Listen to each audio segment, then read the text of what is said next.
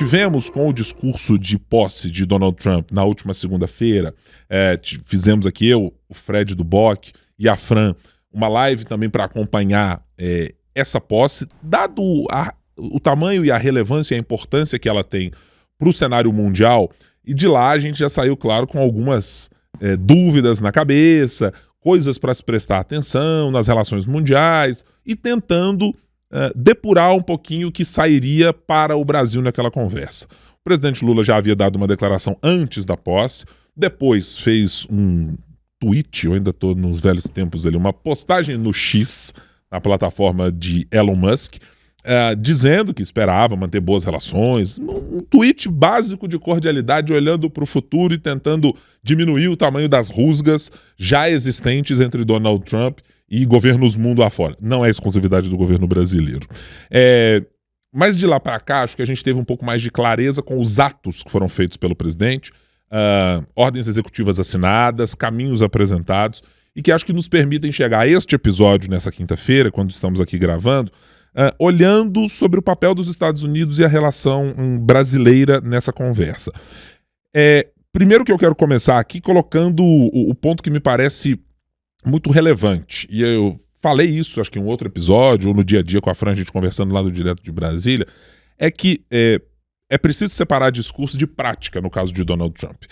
E me parece que a junção das duas coisas, comparativamente com o seu primeiro governo, antes deste último de Joe Biden, para quem ele foi derrotado e agora venceu Kamala Harris, há muita diferença. Naquele havia um Donald Trump que não tinha exatamente todos os aliados a seu lado, precisava dividir poder com o Partido Democrata e abrigava alguns políticos que tinham uma ligação mais institucionalizada com fazer política nos Estados Unidos, menos radicalizada, com ideias que pareciam mais ajustadas para se ter relações bilaterais, manutenção de acordos, uma conversa com os Estados Unidos sendo o player que é no mundo, gigantesco, relevante, com a moeda mais forte do planeta e, portanto, influenciando mercados e vidas mundo afora, mas que neste governo me parece que o que Donald Trump diz e com o secretariado escolhido, com a maneira como volta ao poder, o que ele diz precisa ser mais levado a sério como uma possibilidade de que ele vá, sim, fazer um pouco do que diz. Mas é preciso separar ainda assim as coisas serem factíveis ou não. Fazer tarifação de 100% em determinados países é factível? Talvez. Mas há muitas e severas dúvidas de muita gente mundo afora sobre ele ser capaz de fazer isso. Deportação em massa nos volumes em que os Estados Unidos têm de pessoas, é possível de fazer isso num mandato de 4 anos de Donald Trump? Também é alguma coisa para se colocar em perspectiva. Tomar à força países como tomar a Groenlândia é viável, né?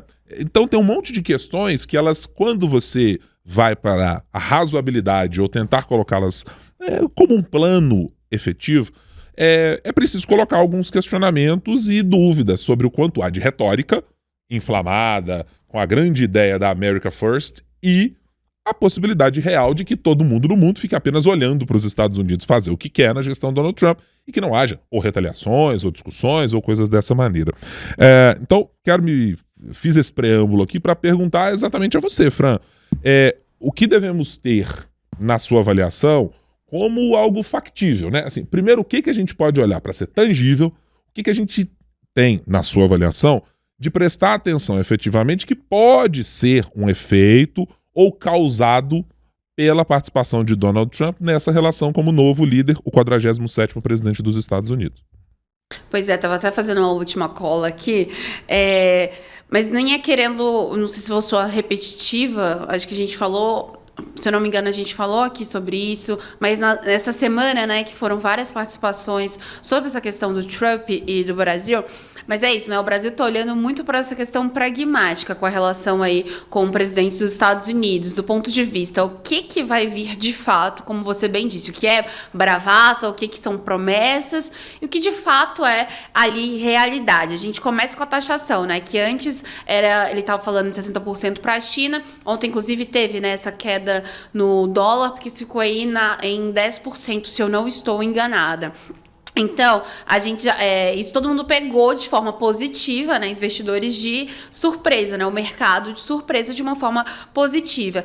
Agora, eu acho que acredito que caminha muito para uma coisa assim, esperar a cada dia, ver um governo muito imprevisível, né? Porque é um segundo mandato, e nesse mandato ele tá mais confortável, ele tem mais apoiadores, então isso também, ao longo do tempo, o que poderia ser só bravata, vai crescendo, mas depende muito também de qual vai ser esse tratamento com os dois países, com cada país. Tanto é que é por isso, inclusive, que o Itamaraty, os diplomatas, preferem tratar isso com aquilo assim, provocou o Brasil, qualquer coisa.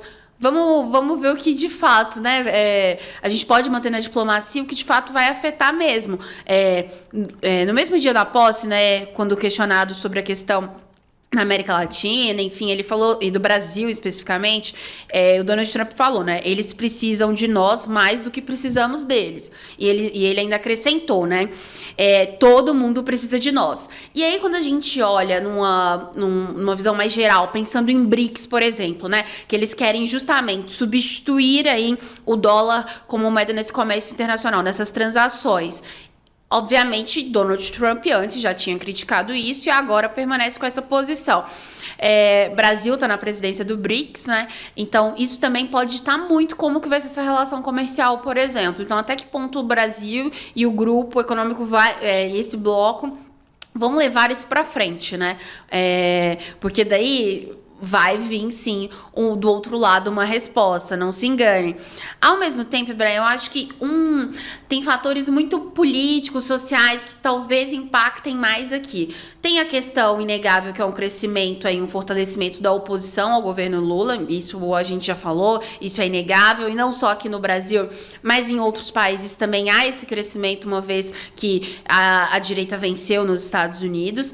Por outro lado, o judiciário também é um ponto para ficar que a gente ficar atento, porque o que a gente viu no dia da posse, durante a campanha também, foi a aproximação, né, desses CEOs, donos de Big Techs, justamente aí com Donald Trump.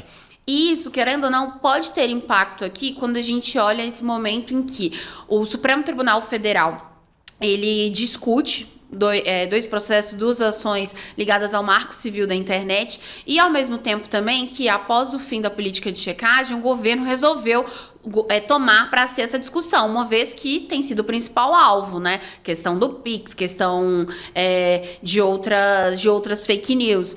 Então, e o governo tem estava saindo perdedor de todas elas. Então, é de interesse do governo federal tratar sobre isso. Só que essas Big Techs também, elas estão dando sinais do ponto de vista, tipo, olha, a gente não tá ligando muito para essa discussão agora, não. Porque ontem teve aquela reunião, audiência pública da Advocacia Geral da União, com representantes da sociedade civil, e todas as Big Techs foram convidadas, não enviaram representantes.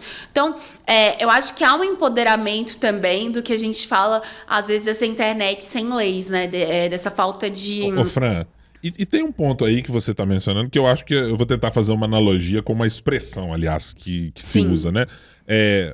Por vezes, quando você vai decidir sobre alguém se filiar num partido, né, um vereador, alguém que é candidato a deputado, às vezes ele precisa conversar não apenas com a direção estadual ou municipal do partido, como tem que conversar com a direção nacional.